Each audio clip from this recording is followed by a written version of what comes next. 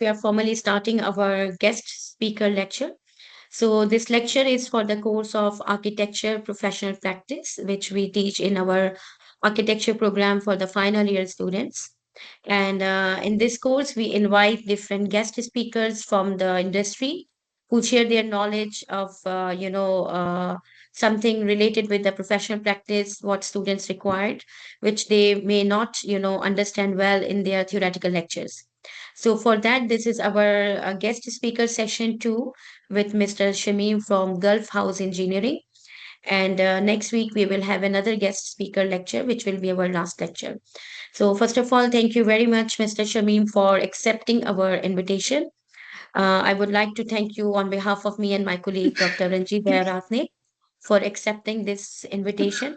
We are also very grateful to Dr. Suhail. He is always there to support us for if whenever we have any issue. So he is always our hope to come up with the solutions. So he recommended you, and hopefully I'm expecting, and we are really looking forward that it will be a very fruitful session with you today. So just to give some very brief introduction, as I can see, you have very extensive knowledge and extensive, working experience. So I may not cover all of this thing. So Mr. Shamim is a chartered mechanical engineer and working over 23 years in design, construction, supervision, commissioning, and handling over of all mechanical building services system for multi-storied commercial residential buildings, hotels, villas, mosque, industrial shopping malls, retail shops, etc. These are all, and actually, it is the expertise continues with the refinery, all tank form, backhoe, ADNOC filling stations, LPG tanks plant, steam boiler. So, mashallah, we can see you have very extensive experience not only in Bahrain, you have international experience working in Bahrain, UAE, Germany, and India. So without taking any further, as I think it's better you can also give a brief introduction about yourself, and then we can start the lecture. Over to you, Mr. Shamim. Thank you very much once again. Thank you for your introduction. And let's start. Today, what we are going to discuss is life safety system for the buildings. And myself, Shamim Yusuf, I am head of mechanical department in Gulf House Engineering. I have completed graduation, Bachelor of Engineering Mechanical, and have done MBA Project Management. Currently, I'm working with the GHE and I'm CRPP licensed grade engineer, and I have a membership in multiple organizations from a couple of years. So let's start with the topic now. Hope everybody know what is FLS. Maybe we can make it a little interactive, to get the feedback from you people also. Everybody knows what is FLS system or what is FLS. FLS is symbol like fire life safety. And can I know why it is important for us? Anybody can give some points? Students, please try to contribute whatever you know. Yeah, just to make it a little interactive, this is very vast subject actually. So basically, fire life safety is to save the life and reduce the potential damage to the structure or the buildings or the asset, and to avoid any legal complications. And finally, we should have peace of mind. So that's a basic thing about the fire life safety and ultimately what we're looking for. So starting with the objective, you know very well, this is to protect the building occupants from injury or loss of life. Second one, to prevent damage to the asset and properties. To comply with all, or we have to follow certain codes and regulations. Basically, in Bahrain, what we follow, like authority having jurisdiction, it's basically Bahrain Civil Defense, and international standards, which is National Fire Protection Association. There are multiple codes and reference we have to follow during design stage, execution, and on the life of the buildings. Like we have to follow the basic requirement of NFPA 101, which is life safety code. Then another one, NFPA 10, NFPA 13, 14, 20, 201, 2001, 2296. and there are multiple references you'll find additional to this one related to fire alarm systems. Or it's basically from the National Fire Protection Association. It is a standard codes and reference which is established by UC. And as per NFPA, we need to follow an ecosystem for a proper functioning of, it's a collaborative requirement from starting from, the local authorities and the design consultants who will be following the standards to implement on the design. Then we have to refer during design stage, we need to refer the standards and codes, which already stated, and the investment in safety, like the owners who has to invest their money on protection of the buildings. And we need a skilled workforce, basically that the skilled contractor who is basically approved by civil defense in Bahrain, and they have to comply with the codes and regulations during installations. Then we have the emergency response team. Here we have the Bahrain civil defense. In case of any fire or something, they are attending the as a response to the fire and emergencies. And we have to inform the public, like we all are informed about the subject about fire life safety. So this is an integrative approach. So it's like key components we have to do, which is already stated in the ecosystem. So failure of one component in the ecosystem, it may affect the total, the outcome for the protection of this buildings or the ecosystems. So these frameworks, which are identified here, must work together to minimize the risk and help prevent loss, injuries, and death, death from the fire and other hazards. So this is a collective approach we have to follow. Basically, this is established by National Fire Protection Association system. So this is fire and safety ecosystem. Next one, just to bring you back to the science, like, what is the fire triangle to the students? Yes. Please. The spark. Yeah, fire triangle, basically we have three, like the air, the fuel, the heat. So combination of these three which create the fire. So absence of any of these parts of this triangle can avoid the fire. Basically, what once we say air, it's oxygen, and the fuel, which is flammable material, and the heat, which is like self-combustion material. So if you try to avoid any of these three parameters from the fire, we can avoid, the scenario of the creation of the fire. So this, basically what we are looking on to the fire protection is to avoid any of these three combination together. So either you remove the oxygen, either you remove the fuel, either you remove the heat, which is, self-combustion items. So we can suppress the fire based on removal of these three parameters. So regarding the fire life safety, we have to consider there are basic four systems in fire life safety systems, like fire alarm system, then fire egress system, active and passive fire protection system, and smoke management system. So the start one, like the alarm, like in case of fire, the first thing we should activate is fire alarm.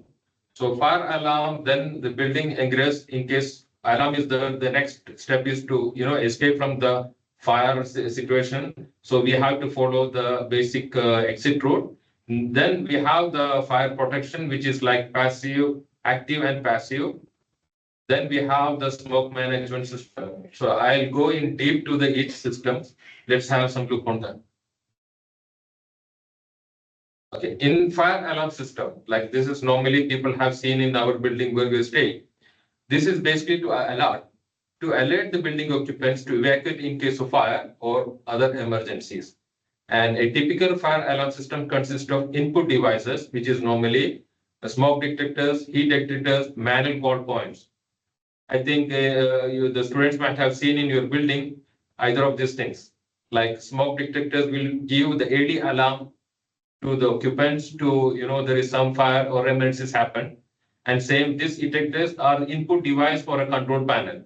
And control panel will give an output to the fire bell, or there will be alarm or flashlight, or there will be zone indicator. So let's say from fire control panel, the people, there is a fire on these zones. So you need immediate action, somebody to evacuate from those zones. Again, this fire control panel will send signals to the HVAC systems. There are other like elevators, so and fire dampers, other systems like this is an integrated approach that fire alarm give to the building systems. In case of fire, you should not use the elevators. So that will give signal from the fire alarm to the elevator control panel. So this is an output. What we can see here, the fire bell, sound and flash system, zone indicators, and other outputs which I stated that will be gone to the all mechanical systems and elevators. So this is the first thing what will happen or what will activate automatically in case of fire. That is fire alarms, which is give the warning for the occupants to take the next step, what they have to do. Other one, after the fire alarm, what we have is building egress system. Egress system is basically the exit system. So once the fire activator, so what a human being, what we do, we give or we what we do to exit from the fire scenario. So in case if you want to exit, we have to know what is the proper path so that people can escape and exit through the proper destination to away from the fire. So this is a typical route I have shown here. This is an escape route. You'll find, the exit signals and where is the alarms or where is the staircase. It's all indicated on the exit map. So somebody who's staying in a hotel, you'll find once you open the door, you'll find a backside of the door, the exit route. So basically, in case of fire, you have to follow the path to exit to a safer location. This will be applicable in any buildings. Like if you are going to industries, they will give you an induction course in case of fire where you have to go or where you have to safely reach to avoid any health issues or any catastrophic effect on that one. So this is an escape route which we have to follow, or during design stage we have to follow multiple design requirements. So there are the key components for a grid system. That's exit access. Then where we have how where we'll exit to the corridor passage leading to the exit. And other one is the door where we find where is the exit doors, where is staircase. We want to exit from there, and the final path to the assembly area for a safer assembly area, so people can go out from there. And there are types of egress systems like horizontal and vertical. Horizontal is basically the power plant where we want to exit to a safer space. And horizontal is like the staircases or the fireman lift. That's sorry. The horizontal is the power plant and vertical is the staircase what we want to use and in case of the fire. And we have to follow the regulations and design consideration. That is the travel distance from one exit point. What is the maximum distance you can use to the exit stair? Then exit separation. There will be fire separation between the routes and fire retardant, fire retardant doors and pathways and emergency lights. We have to see where is the emergency light, so you can use as a signage. You can exit through that emergency exit doors. I think you are catching with me. Hello. Yes. Yes. So we have we'll go to next slide, which is basically talk about passive and active fire protection systems. So the name itself says the passive fire protection system, which doesn't record any activation. Like it will be fire rate. You can read from here fire protection safeguard. So passive fire protection safeguard does not require any activation in the event of fire, while active fire protection requires some form of activation to activate either manually or automatically. So I'll speak about the automatic fire. You have seen in any buildings where you're staying, like there will be a fire protection automatic sprinklers. These automatic sprinklers are activated in case of fire by blasting the bulb. There will be different color of bulb you'll find on the sprinklers. Normally the red color you'll find. So what will happen in case of fire, this bulb will break and water will start discharging from there and will protecting those areas. And during design stage, we have to follow certain design guideline, basically from NFPA 13. You'll find from the graph here, the density and area curve. And before that, we have to find out what type of occupancy this is, like occupancy classification, light hazard, ordinary hazard, group one, ordinary hazard, group two, extra hazard, group one, extra hazard, group two. Based on this light hazard classification, we'll refer to the density area curves to find out how much the water density you need for that particular area in case of fire to close the fire, and to find number of sprinklers required for the particular zone. And that particular zone, then again, we'll take it for the fire pump capacity. And we have to find out how much the storage demand as per regulations. Normally in Bahrain, we have to storage the fire for 60 minutes. So in case of fire, the pump will be activated and it will be spraying water to the particular zone for a duration of 60 minutes. That is the standard requirement as per Bahrain Civil Defense. So here you'll find how much the density required, like normally for ordinary hazard or light hazard, we have to follow a density of 4.1 mm per minute, and for a coverage area of 139 meters square for a duration of 60 minutes. From these parameters, we size the fire pump, which will be either connected with the diesel engine or with the fire electrical emergency power supply. And again, if you see here, you'll find the next slide that is about the manual operation. What we talked, it's about the automatic operation, that's fire sprinklers. And this one is manual operation. You'll find in your house, your fire extinguishers, or in the corridor, you'll find the hose reels. This will be like, it's as stated, it doesn't activate automatically. You need to pull out the cable or pull out the hose from the cabinet and aim it on the fire to close the fire. This is the manual system. You can see the fire hose reel, which is connected to the fire water network. And there will be fire hydrants, which will be normally operated by the trained people, which is basically civil defense. They come and they plug their hose to the fire hydrant and they will directly apply on the fire to stop the fire. And other one is fire extinguishers, which we normally use in our house in the kitchen area. Like you have to pull the pin and aim at the nozzle on the fire, and once it's used, the gas will come out from the fire, which will stop the fire. These are the manual operation methods which will be used as a fire protection systems. Now, I'll go to next slide. You might heard the smoke management system. Can I ask one question, please? Yes. Yeah. Can I know what is the density, like the smoke or air? Which one is more denser? The smoke is more denser, so the smokes go up, and yeah. Yes, smoke is less denser, so that in case of fire, the smoke, you'll find like smoke is going up because of the density difference. So basically what will happen in case of fire, let's see from the picture. So we need to separate the smoke travel into the staircase, like so that the people can use the staircase to exit during fire.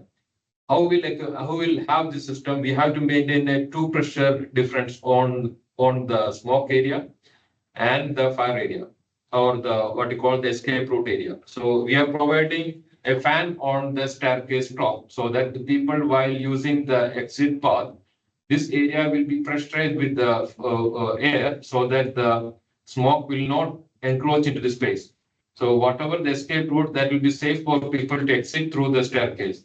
This is one method we do for the staircase, which is called staircase pressurization. This is one of the smoke management system. Another one, what we have is the fireman lift. Like in case of fire, the civil defense people, they will come into the building to protect the people and take out the people from the building. How they will do? They will not use a normal elevator. The normal elevator will be on shut-off mode in case of fire from the detection from the fire alarm. So the fireman lift, that will be only the lift operated in case of fire by the civil defense people. They will use this lift bit and come inside the building, take out the people outside the building, and they may have to use the fire landing wall, which will be inside the staircase. They will plug in their hose into that one, and they try to stop the fire. Plus, they will try to take out the people from the space. That's done by the civil defense during the fire. So this is one method to to stop or smoke management system normally used in a buildings. This all you'll find in our buildings. If you go to the roof or some mechanical area, you'll find the pressurization fans which help to prevent the spread of the smoke. Next method is corridor smoke control. Basically, if you're staying in a multi-story building, we there will be a corridor which will be interconnecting between multiple apartments. What will happen in case of fire? We have to remove the smoke from the space, and we have to supply additional outside air to maintain the pressure difference. Otherwise, if you just suck the air from the space, you will not be able to operate any doors because of the pressure difference. So in order to maintain the proper pressure between the spaces, we have to supply certain amount of the fresh air from outside, and we'll be removing certain smoke from the space. So this will balance the system to maintain an equal pressure, and also it will help the firefighters to see the clear space. They can enter into the fire zone with a clear vision. So they can remove the smoke. What will be removed, that will be provided with the fresh air. So that space will be clean. People will be able to see the proper route for that one.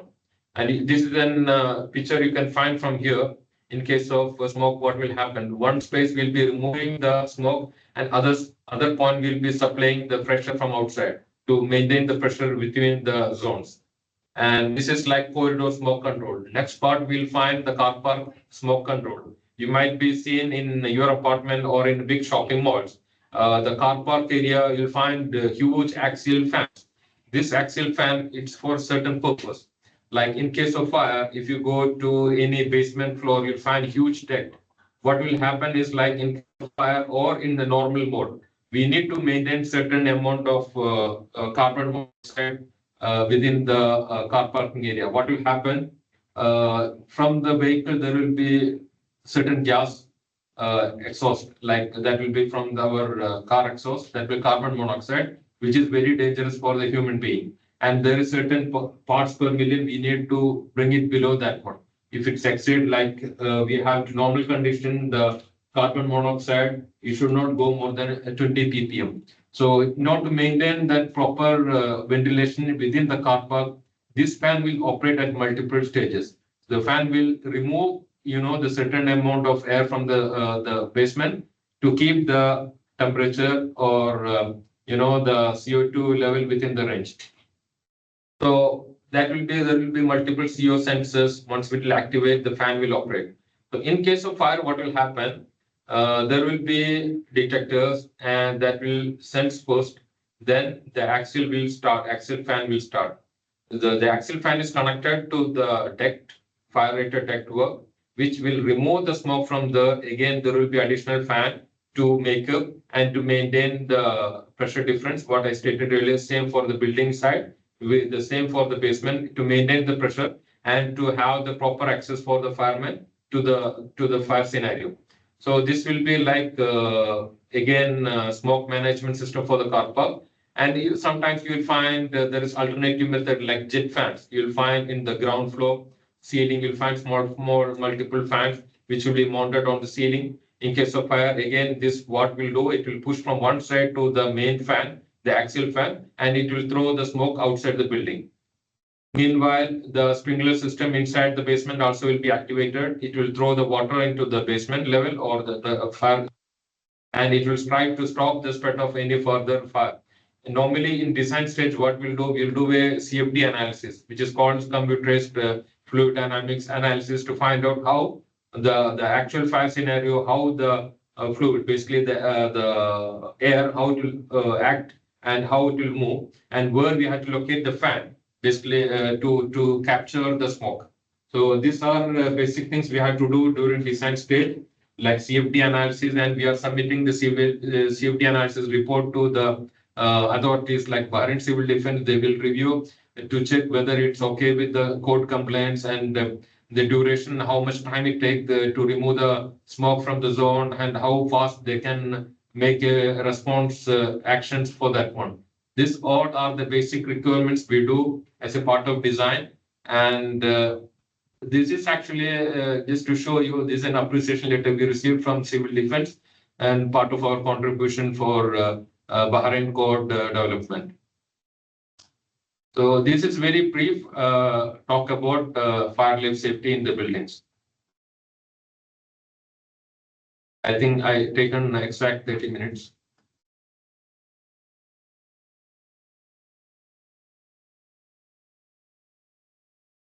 Thank you, Mr. Shamim. Thank you.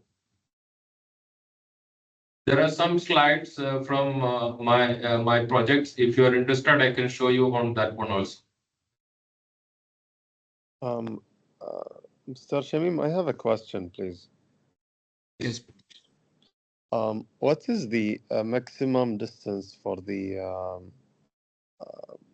as a design consideration for the Yes, emergency doors? normally it's maximum 60 meter. Maximum 60 meters or 100 again. meters? Sorry, 60 or 100 meters? 60 meters. As per the codes, maximum 60 meter. In Bahrain, they will accept only 60 meter. Again, if there is sprinkler building, you can go a little less. Okay. What is the usage for the building?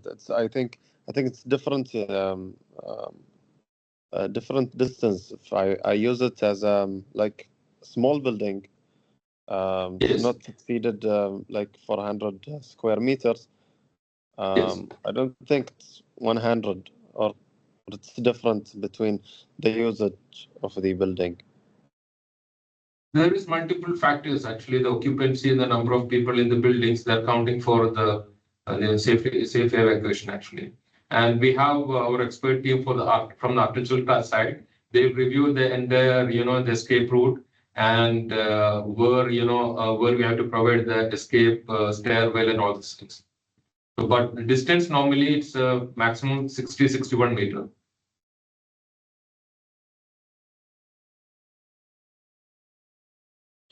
Thank you. All right. Thank you, Mr. Shamim, for that very brief but very elaborate explanation. There are about 45 students listening. I wonder if there are any other questions from anyone else. Anyone else has any questions? Students, there will be a question at the end of the semester, the final examination. So you really need to understand what Mr. Shamim has presented. Although the students may not have any questions, I want to raise two small questions, Mr. Shamim.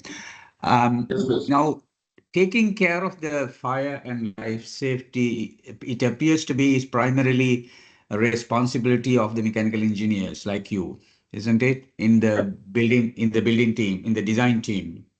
Am I right? Right. I need to clarify a little actually. The Yes. safety as well as it's a combination of multidiscipline actually. You're So right. if you see the building design, we have to consider, mechanical engineers, they focus mainly on the fire protection side and the smoke ventilation side. Whereas Okay. architectural team, they focus mainly on the passive system, the fire rated doors, the escape route. Those are mainly focused by the architects, the fire and the compartmentalization of the buildings, the fire compartmentalization. And we have the ELV sites, like low voltage site, they will define the fire alarm systems. So it's and HVAC engineers, they again look into that smoke management, the CFD analysis. It's a combination of multidiscipline actually, the fellow system. And for career side, there are specialized engineering firm or universities. They will give engineering, on the fellows alone, where you'll find all the collaboration together. Right. Thank you for that clarification. That's a very important point. Like you're saying, it's a multidisciplinary team. Different people have to play different roles. And now, the most important aspect here, I think, for our students is that they are all becoming architects. And they will need to know what exactly should the architects do, and what can they allow and leave the responsibilities to the other disciplinary teams, although they will have to supervise and make sure that things are in shape, isn't it? Now, in terms of architects, as you said, the distribution of spaces, the specification of fire-rated doors and arrangements of fire exits in the right places and so on comes into the picture. Am I right? Right, you're right. What about the provision of other things like, for example, for the fire sprinkler systems to work and the fire hydrants to be available whenever a fire breaks out and the fire brigade arrives? Water must be Right, available. Water must be available at any moment of time, isn't it?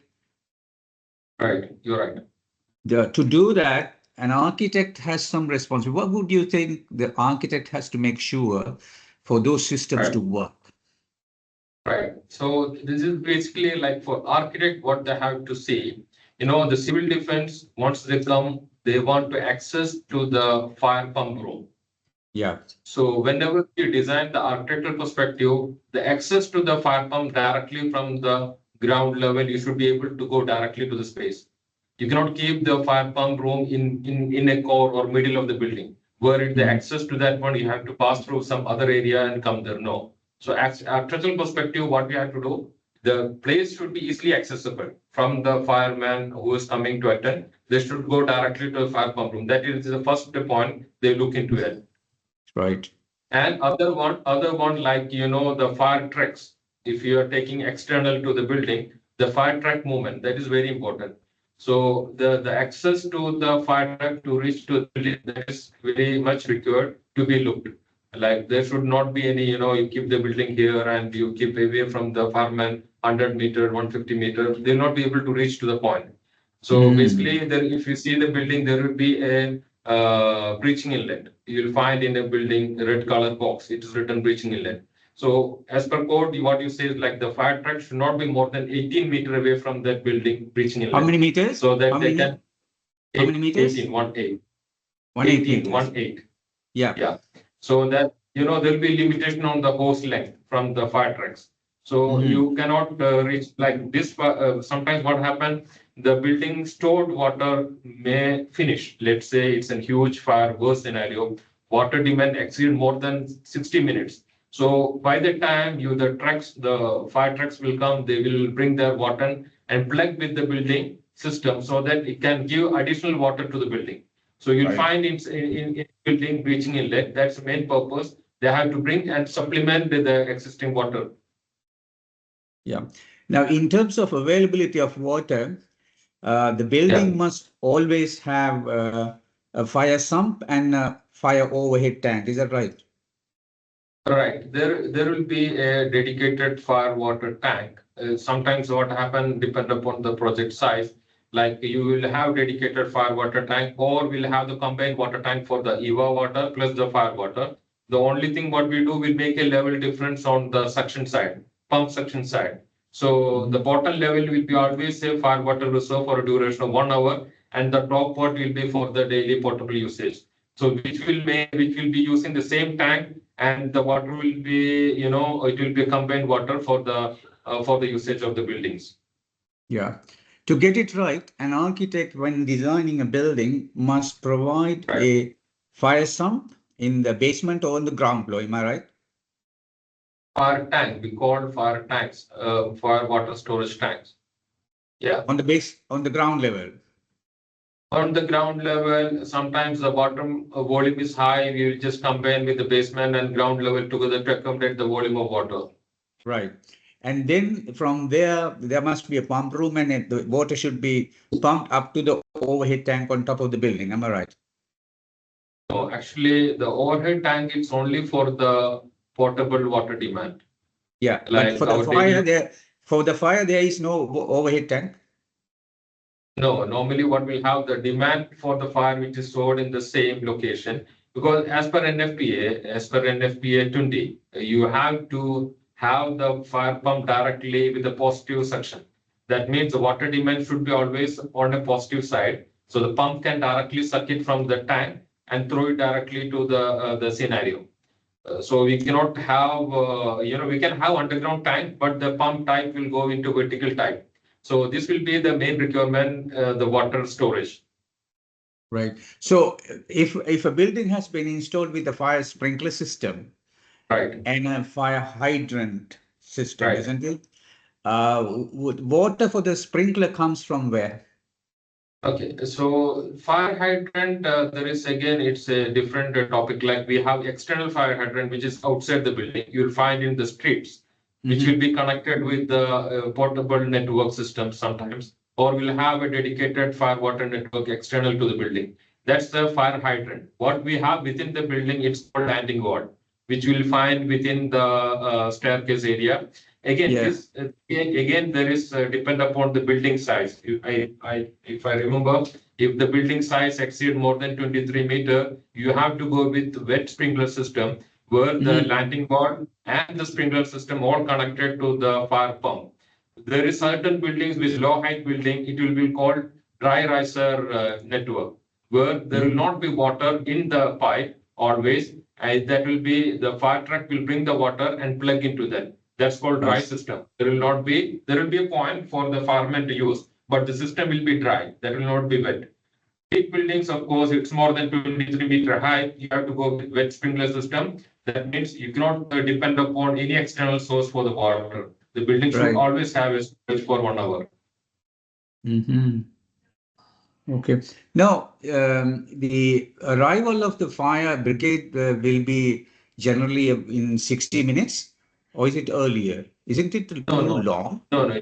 The response time, no, it will not be 60 minutes. 60 minutes is actually this, as per the code. We have to store it this much, regardless the response time from the team. You have to Mm-hmm. store this much demand. That's as per the NFP they say. But response time again depend upon country to country. Like if you say UAE, they have certain requirements like even the small shops, left cafeteria and all, they are connected with the civil defense office. So even a small fire or alarm from the cafeteria, the alarm, they will get it in the civil defense office. So Mm-hmm. they will start the moment they get the alarm. They will not fight for anything. So again, depend upon location. Like some big communities there, they will have a dedicated fireman fire station will be there near to the space. So they Yeah. have different strategy how fast they want to make the response. Like if you see the tower buildings in Dubai, they will have the helicopters. They will pick what people from the top of the building. So there is different. If you go to oil and gas, that's a different response time. So there is different strategy for that. Right. Okay. The relevance of fire and life safety for multi-story buildings will be different to domestic buildings, isn't it? Right, you're right. Yeah. So, but this means in domestic buildings there is no need for such sophisticated water tanks and systems. Is that right? Right, right, you're right. Yeah. Oh, it's valid for complex multi-story buildings and large complexes. So it's Okay. depend upon the type of building, maybe residential building, villa or warehouse. So it depend upon the type of building, the requirement will change. Right. Yeah. And they are outlined in those codes that you mentioned. There are 10 different codes, you said. Yes, there are different codes actually. What I shown it's very brief actually, which Mhm. is we normally use on daily design part. This NFPA standards. But Mhm. there are a lot of standards, and those who want to specialize, NFPA provide multiple training course, and they give certification like I remember it's called Certified Fire Protection Engineer CFP or something that they give certifications. There are multiple things. If you refer to NFPA website, you'll find that one. Right. And Is mostly, yeah, sorry. Sorry, I mean, this is very complex. Of course, as you were rightly saying, this is a multidisciplinary task, and there are complex things that need to be considered and put in place to make sure that the buildings are safe for people Right. who are living in them from fire. However, Yeah. as architects, they must be able to um, they must be able to identify what exactly they should do and what is their responsibility entirely, and therefore they should take care of during the process of design that our students are currently learning to. Is there any document or anything that actually outlines what should architects do specifically? Okay, if you see, I would say like the architects are the main, the main team for any building design. We actually are the supporting people for the architects. We Yeah. supports like all the MEP. We are the supporters or for the MEP service for the architects. Of course, I know the architect cannot design the entire system alone, but they should know the basics about the buildings. Like if you refer to NFPA 101, the life safety code, that is basically give an outline for an architect, what to be done for a building. That's you can refer life safety code and NFPA 101. Rest of all, it is more particular to the mechanical engineers and all. But NFPA 101, it covers basically for the architects. You can refer the code. It's Which easily one? available. NFPA 101. Yeah, life safety code, the first one I mentioned in the slide. Right. Okay. So that is the one that matters Yeah, to the architects most. that's helped the architects more. Right. Okay. Good. So can we have access to that sort of thing? Where can we get a copy of this code from the municipal? You need to purchase actually. You need to purchase that. It's a licensed. You can purchase from online. Oh, okay. From the fire department? No. You just go to the website and you can buy from there. I think $50 or something. It's not much. Oh, I see. Okay. All right. Yeah. Okay, now we've taken about 45 minutes of your time, valuable time. Before we close, I would like to ask if there is anyone in the audience from among the students who would like to know anything more or have any questions to raise for Mr. Shamim. Is there anyone around who has a question? Yes, please. Thank you, Yes. Mr. Shim and Mr. Director, for the asking this valuable questions. And I'm thinking of if I design a building, like a housing project, uh, Mm. should I consider about the active or the passive fire system? Right. So we My have to consider the both actually. We have to consider both. Like we have to consider the kitchen. Like if you are having small kitchen, we have to provide the fire extinguishers, which is manual fire protection system, fire extinguishers, and we have to provide fire blanket. And let's say if you're having an LPG pipes, then we have to provide the gas detectors for the LPG gas detection system we have to provide. So villas mostly we have normally extinguishers covers these things for the villas and the fire blankets. Right. Any other questions?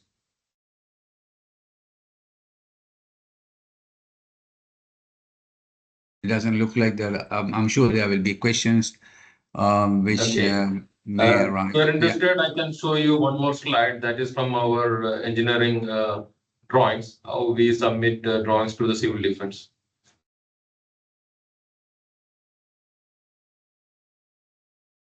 That'll be very good. That'll be very useful.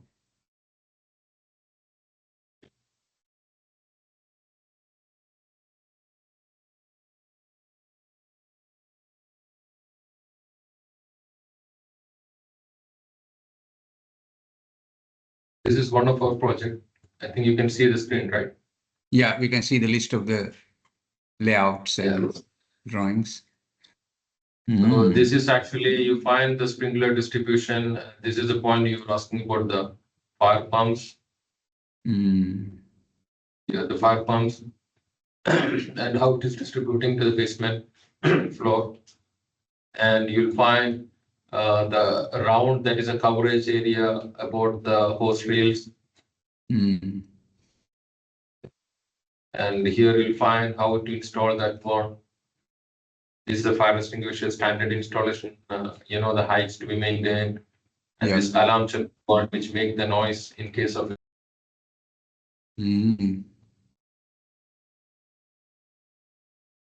Um, Mr.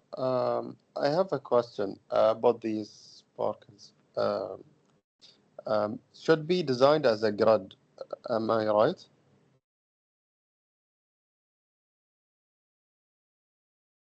Grid. Yeah, as a grid lines.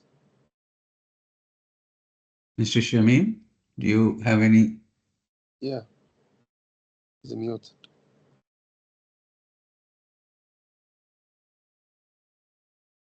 Mr. Shamim, do you think you can answer that question? What exactly are Sorry, you saying? I said about the sparkle. So on the this car park area. Okay. yeah. Should I design it uh, as a grid lines? And there is the standard for the distance between each. Yeah. Yes, actually, this is the color code defined by Bahrain Civil Defense. Yeah. So if you see the red color is the sprinkler line, and the blue color is called fire hose reel line. So these colors are defined. The pink color it's a coverage area. So this is already defined by Civil Defense. We need to follow so that will be easy for them to review the drawings. Yeah. It's a color code defined by Civil Defense. Yeah. So my question was, what is the distance between each one? Okay, sprinklers, The right? standard. Yeah. Yeah, yeah. Sprinklers, that's again what I stated, no, like depend upon the hazard. It's a light hazard, ordinary hazard, extraordinary hazard. The distance will vary. So here in this case, normally the maximum distance between one sprinkler to other sprinkler is 4.6 meters maximum. 6 One meters. sprinkler, yeah, 4.6. That's the maximum. So we cannot exceed at any case more than that. Mhm. So if you, in this case, it will be like 3.5 meter in between. I don't find any dimension. Okay, here, see here the dimension here. It's 4 meter, not exceeding 4.6, what I stated. It's all within that range. So Right. this we have defined, yeah, we have to mark it on the drawing and we have to show to civil defense that the distance is not more than that. So again, that's what like the building classification, it's light hazard, ordinary hazard, which define the number of sprinklers and the spacing between the sprinklers. Yeah. Hmm. All right. Any more questions?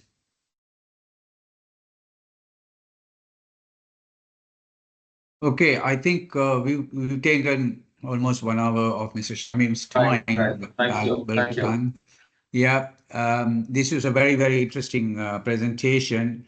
We are so delighted that you have been able to explain to the architecture students their responsibility in understanding the complexity of the fire and life safety system that we should always Yeah. take into account, although we don't, because as architects have a lot of things to be looking at, function and arrangement and electricity and water and name it, visual experience and spatial experience and so on. And our emphasis is almost always on these things rather than fire and life safety. However, as you rightly brought out, this is of equal importance, and as architects, we need to be constantly conscious and aware about the life and safety issues of buildings and try and make sure that the systems can be installed and the provisions that are necessary need to be made available and need to be taken into consideration along with all the other things.